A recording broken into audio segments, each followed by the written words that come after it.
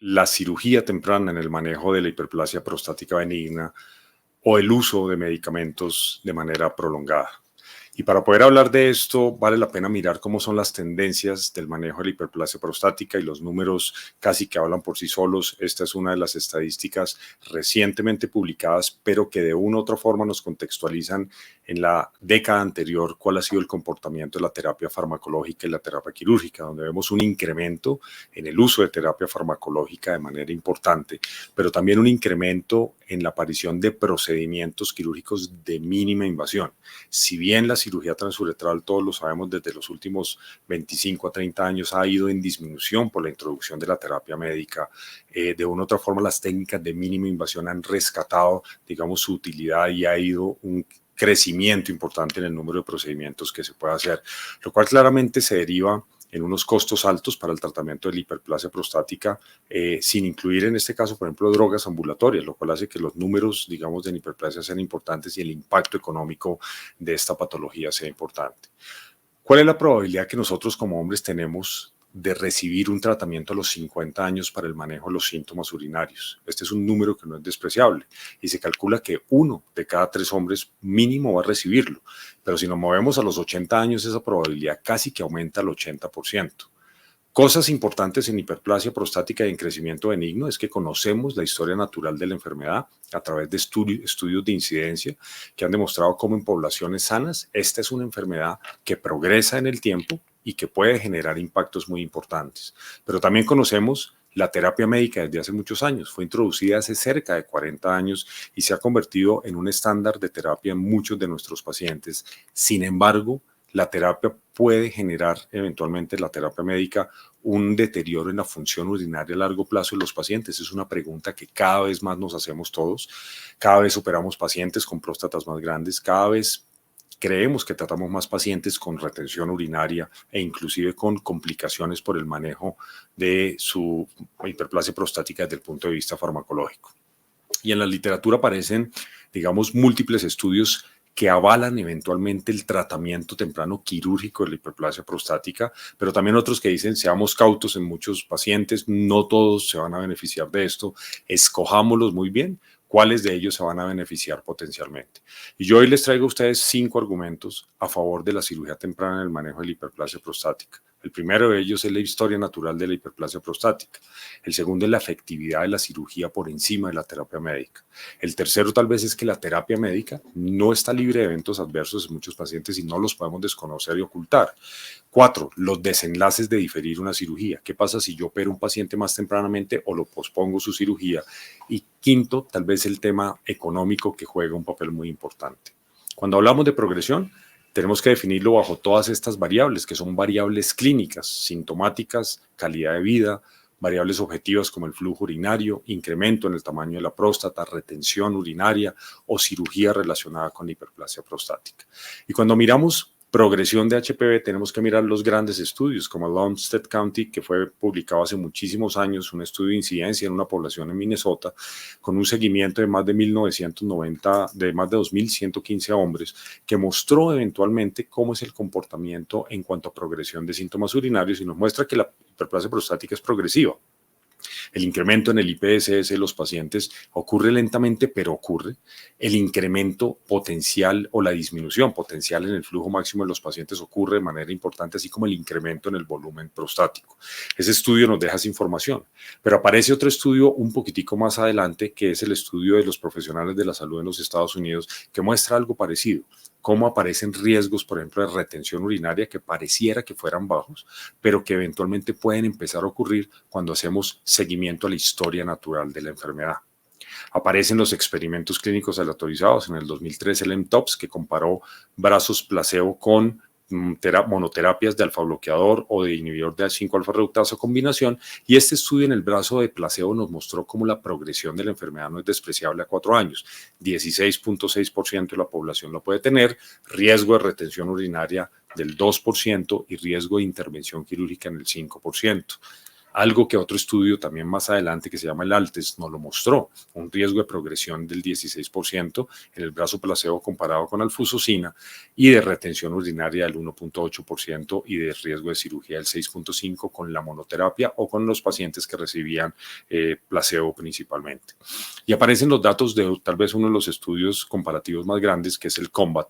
Y este estudio COMBAT nos muestra cosas interesantes. La primera de ellas, a pesar de que no tiene un brazo placebo, es que la progresión clínica existe, así se reciba terapia médica. Es menor cuando se recibe la terapia combinada, de acuerdo, pero miren ustedes, por ejemplo, la terapia alfa-bloqueadora. El impacto en la progresión clínica de la terapia alfa-bloqueadora es realmente bajo y es algo que es importante tener en cuenta. Este es un resumen de todos los estudios que soportan la hiperplasia prostática como una enfermedad progresiva. Luego, si nosotros tratamos a los pacientes con una terapia que no modifique el curso de la enfermedad, es posible que algunos pacientes, no todos, pero algunos, vayan a tener deterioro de su condición.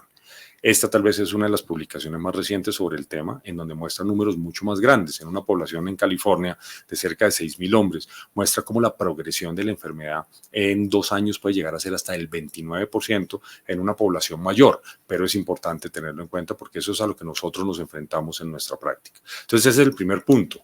La progresión de la enfermedad y la historia natural de la enfermedad avala la intervención temprana.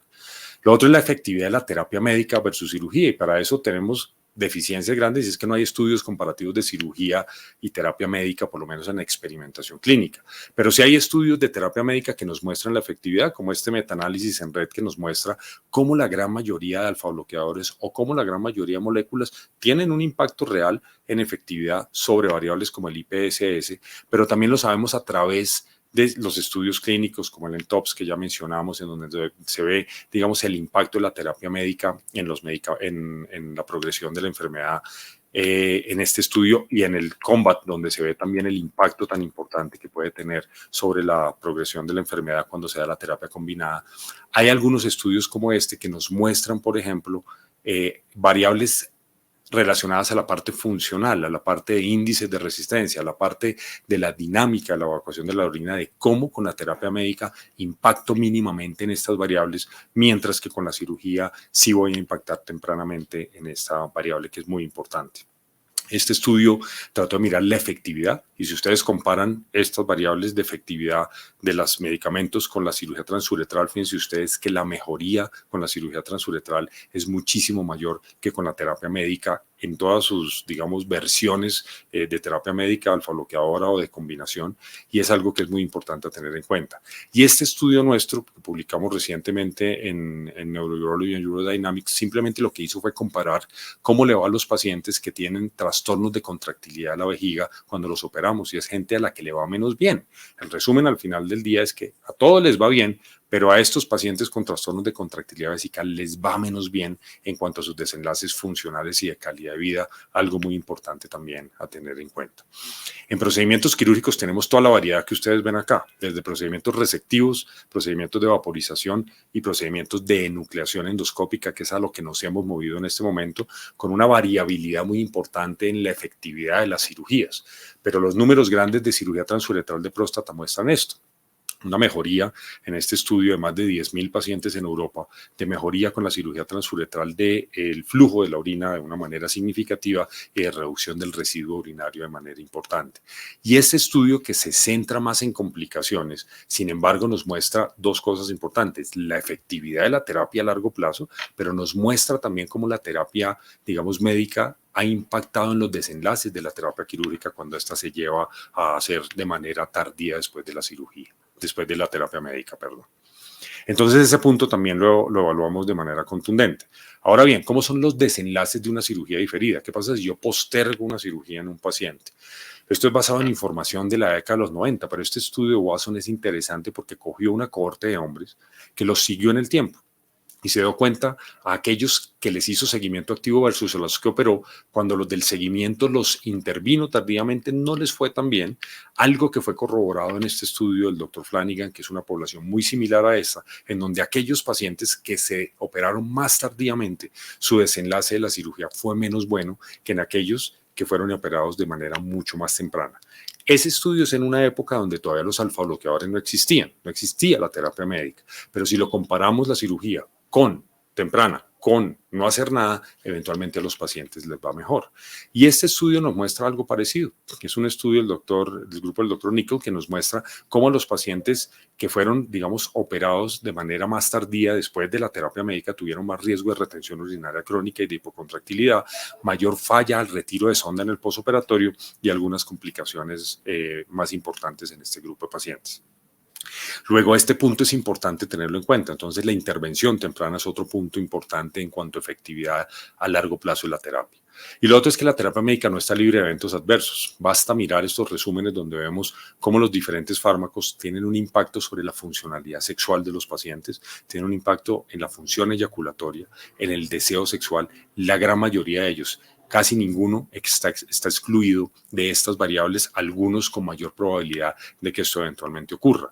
Este estudio, por ejemplo, este metaanálisis lo que muestra es cómo la disfunción eyaculatoria casi que ocurre con todos los fármacos, pero específicamente con dos alfa-bloqueadores, como son la tamsulosina y el silodocin, donde ocurren de manera importante. Y esa pues tiene un impacto, digamos, realmente importante en los pacientes y ocurre también con la terapia médica, no es solo con la terapia alfa-bloqueadora. Y la terapia médica combinada le agrega otro ingrediente adicional, y es que adiciona además a la función eyaculatoria un problema de función sexual. Si vemos los eventos adversos comunes en la mayoría de los estudios a largo plazo, fíjense ustedes que reportan una serie de eventos adversos, pero también se incluye la pérdida de la función sexual como un evento adverso que puede llegar a ocurrir en 1 de cada 10 personas, algo que no es despreciable. De manera que si tratamos de resumir y de concentrar toda esta información, creo que existen 5 razones de importancia que nos permiten llevar a un paciente eventualmente a cirugía más temprana y escogerlos mucho mejor. Uno de ellos, la historia natural de la enfermedad. Otro, la efectividad real que tiene la cirugía por encima de la terapia médica, algo que los pacientes deben conocer. 3, que la terapia médica no es libre de eventos adversos. 4, que los desenlaces de posponer una cirugía son peores, y muchas variables que hemos visto en muchos estudios, tanto nacionales como a nivel internacional, y es que claramente la cirugía es mucho más costo efectiva en la gran mayoría de modelos que se han hecho para analizar estas variables que la terapia médica, y es la primera opción que debería, digamos, implementarse. Claramente las secuelas que eventualmente una cirugía y la connotación que esto genera hace que no sea para todos los pacientes la primera alternativa, pero creo que muchos pacientes deberíamos pensarla como la primera opción. Muchas gracias.